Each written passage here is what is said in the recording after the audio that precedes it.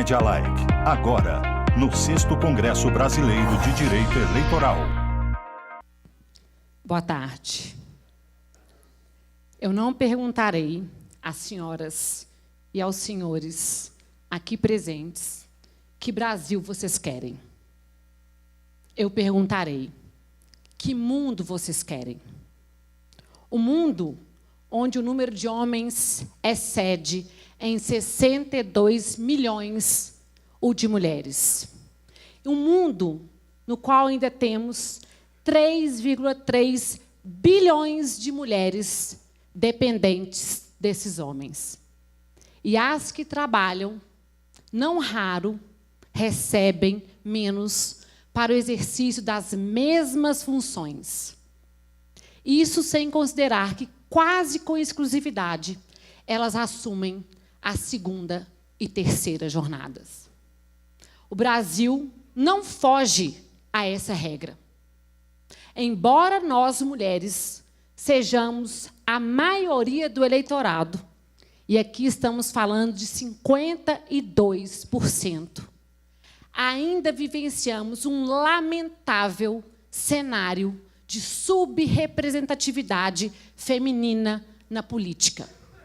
De toda a América do Sul, o Brasil é o país com a pior representatividade de mulheres no Congresso. Nós somos simplesmente 10,7% de deputadas federais e 11,8% de senadoras. Nas últimas eleições gerais, apenas uma mulher elegeu-se em todo o Brasil governadora. E nas eleições municipais de 2016, tivemos 13% de mulheres eleitas vereadoras e 11% de mulheres eleitas prefeitas. No ranking mundial, segundo dados recentes de maio agora deste ano, apurado pela União Interparlamentar, o Brasil passou a ocupar o vexamoso 154º lugar. Perdemos para países que tradicionalmente discriminam as mulheres e negam direito a elas. Estamos atrás de países como o Afeganistão, Israel e o Paquistão. Na última eleição, nas eleições de 2008, nós tivemos 21% de candidatas ao cargo de vereador. Em 2012, esse percentual aumentou para 31,5%. E nas últimas eleições municipais, tivemos um pequeno acréscimo para 31,7%. Porém, embora tenhamos rompido essa barreira dos 30%, não há motivos para nós comemorarmos. Por que essa mudança, essa elevação percentual se decorreu não por uma mudança de paradigma no cenário de subrepresentatividade feminina, mas sim pelo sistema de cotas. Por quê?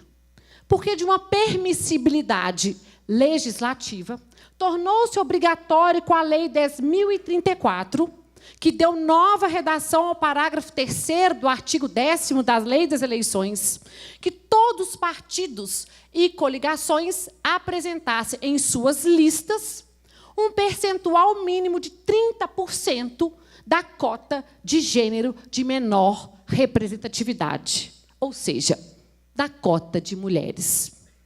Embora tenha sido louvável essa iniciativa legislativa de trazer essas mulheres para as listas da agremiação, o que os pleitos posteriores mostraram foi que o sistema de cotas revela-se insuficiente para transmudar número de candidatas, mulheres candidatas, em mulheres eleitas. E essa ineficiência é decorrente de múltiplos fatores: machismo, dependência econômica, a falta de incentivo dentro dos próprios partidos, a tríplice jornada e, por que não dizer, senhoras e senhores, o próprio sistema proporcional eleitoral adotado no Brasil, que faz com que o voto de uma mulher em mulher, e aqui eu não estou fazendo propaganda para Lojas Marisa, que esse voto, no final, acabe por eleger um homem. E é decorrência desses fatores que tivemos no último pleito municipal o vexamoso fenômeno das candidaturas laranjas ou candidaturas fictícias. Tivemos um total de 14.498 candidatas que apresentaram votação zerada nas urnas.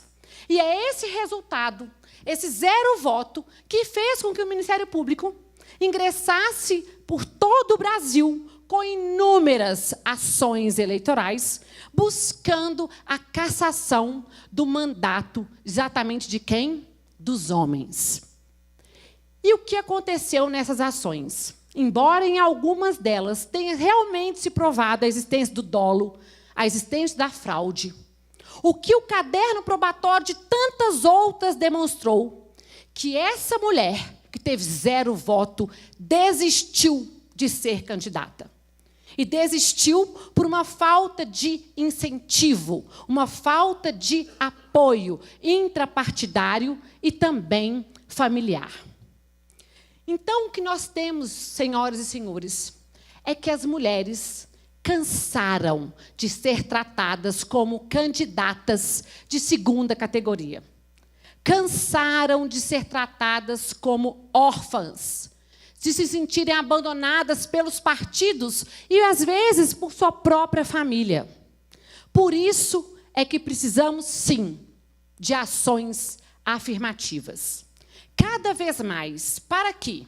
Porque, a partir dessas ações afirmativas, o que teremos? Um processo de conscientização geral, a partir do qual as mulheres desejarão ocupar os espaços de poder. E desejarão ocupar o espaço de poder por quê? Porque encontrarão, do outro lado, homens que as estimulem e as incentivam. E é nessa linha das ações afirmativas que muito bem-vindas as decisões do Supremo e do TSE.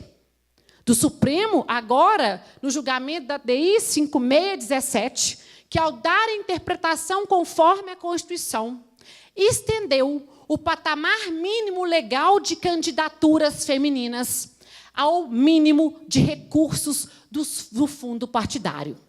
E o TSE, que, na mesma linha de fundamentação, estendeu esse patamar mínimo de recursos do fundo partidário também agora ao novo Fundo Especial de Financiamento de Campanha.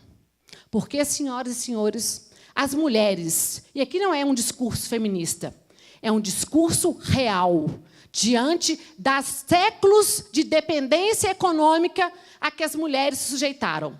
As mulheres precisam de dinheiro e de visibilidade. Então, esse recurso destinado a financiamento de campanha irá agora fomentar as candidaturas femininas. Mas de nada adiantarão as decisões do Supremo, as decisões do TSE, se não houver um controle, uma fiscalização intrapartidária. E por quê? Precisamos que as mulheres sejam também empoderadas no âmbito dos partidos políticos. Comumente, as mulheres não são líderes partidários. Por não serem líderes, passam a largo dessas mulheres o controle, o poder sobre a distribuição desses recursos do fundo partidário e também do Fundo Especial de Financiamento de Campanha. Então, como eu já ouvi queixas de pré-candidatas, agora deputada estadual, que chegaram até mim e perguntaram: doutora, o que eu faço? Perguntei ao meu partido como que você ficaria a distribuição do fundo especial e a resposta que eu ouvi foi exatamente que esse recurso só seria destinado a deputadas federais, não a candidatas a deputadas estaduais. Por isso, é necessário também que o TSE se posicione com relação à necessidade dessa cota de gênero também no âmbito das direções partidárias, das comissões e dos diretórios. Para quê? Para que a mulher tenha esse poder de decisão para o fortalecimento dessa democracia intrapartidária. Por quê, colegas? A democracia que queremos não é a democracia dos homens para com o povo, e sim a democracia de todas nós, homens e mulheres, para com a sociedade. Faço aqui, caminhando para a minha conclusão, uma ressalva. Homens, fiquem tranquilos, porque todo esse cenário sociopolítico hoje presente no Brasil não é culpa de vocês. É da sociedade. É de uma criação equivocada. É da imagem que ainda é transmitida sobre as mulheres, de que elas são treinadas a pensarem que são exageradas, emotivas ou sensíveis demais. Portanto, colegas mulheres e homens aqui reunidos, nesse movimento em prol dessa igualdade real entre os gêneros, deixo aqui uma palavra a cada um de vocês. Homens, não queremos tirar o lugar que vocês ocupam. Queremos apenas igualdade de condições para que tenhamos possibilidade de uma igualdade de resultados. Por isso, precisamos que vocês sejam nossos aliados, solidários, abertos à mudança. E, quando não souberem como agir, que nos perguntem como podem nos auxiliar nesse processo de mudança. E as caras mulheres aqui presentes. E aqui eu faço uma pausa. Que meu coaching, que fez o treinamento para esse TED, a primeira pergunta no telefone que ele me fez foi: doutora Luciana, por que a senhora acha que foi escolhida para fazer o TED das mulheres? Porque eu acredito no poder feminino. Eu acredito que nós chegamos até aqui e não podemos mais retroceder. Muito obrigada.